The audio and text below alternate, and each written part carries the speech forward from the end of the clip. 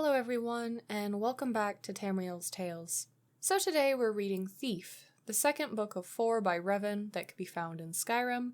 We read the first book, Beggar, in the last episode, so make sure to listen to that before you listen to this one. But without any further ado, let's just go ahead and get into it.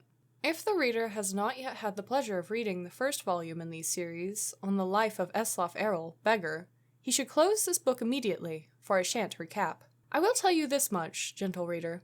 When we last saw Eslaf, he was a boy, an orphan, a failed beggar, running through the wild winter woods of Skyrim, away from his home of Errolgard. He continued running, stopping here and there, for many more years, until he was a young man. Eslaf discovered that among the ways of getting food, asking for it was the most troublesome. Far easier was finding it in the wilderness, or taking it from unguarded market stalls. The only thing worse than begging to get food was begging for the opportunity to work for the money to buy it. That seemed needlessly complicated.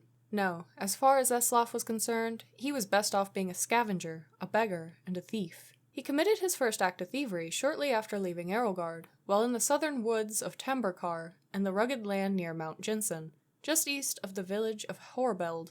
Eslaf was starving, having not eaten anything but a rather scrawny raw squirrel in 4 days, and he smelled meat cooking and then found the smoke.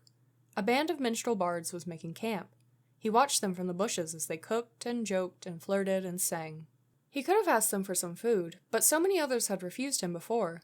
Instead, he rushed out, grabbed a piece of meat from the fire, and wincing from the burns, scrambled up the nearest tree to devour it, while the bards stood under him and laughed.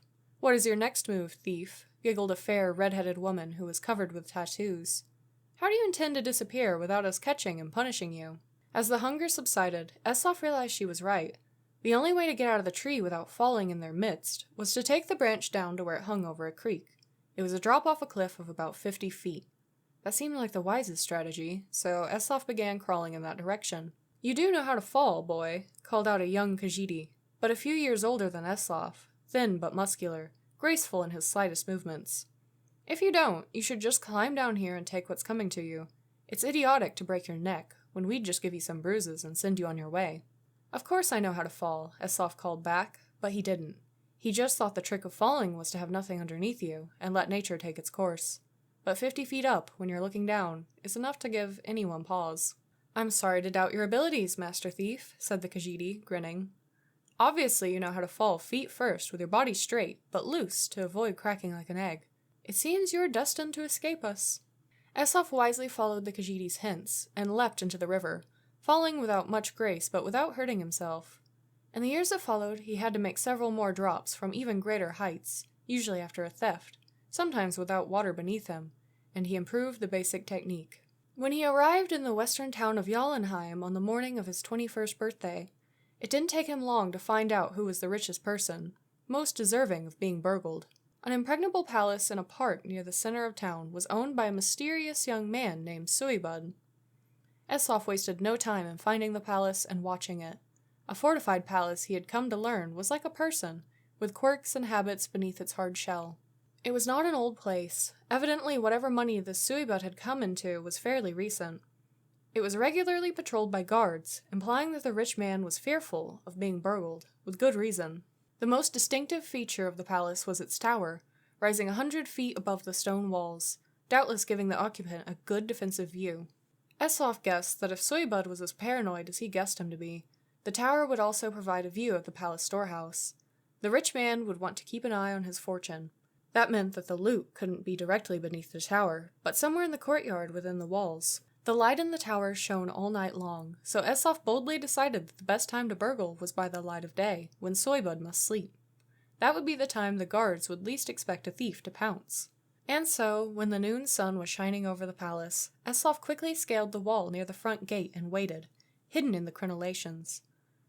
The interior courtyard was plain and desolate, with few places to hide, but he saw that there were 2 wells. One the guards used from time to time to draw up water and slake their thirst, but Eslaf noticed that the guards would pass by the other well, never using it.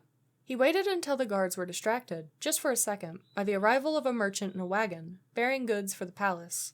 While they were searching his wagon, Eslaf leapt, elegantly, feet first, from the wall into the well. It was not a particularly soft landing, for, as Eslaf had guessed, the well was not full of water, but gold. Still, he knew how to roll after a fall, and he didn't hurt himself.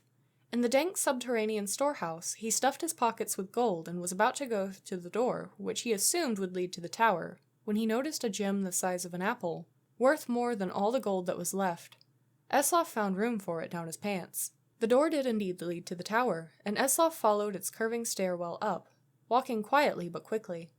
At the top he found the master of the palace's private quarters, ornate and cold, with invaluable artwork and decorative swords and shields on the walls. Eslov assumed the snoring lump under the sheets was Soybud, but he didn't investigate too closely. He crept to the windows and looked out.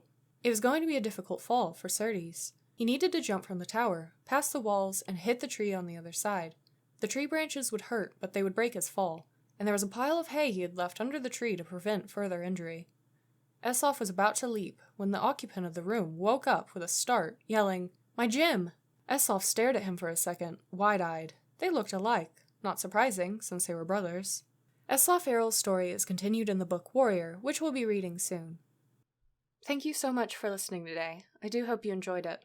If you'd like to support this podcast, maybe consider supporting my Ko-fi, Patreon, or Throne, all of which can be found by searching Tamriel with the extra LE at the end.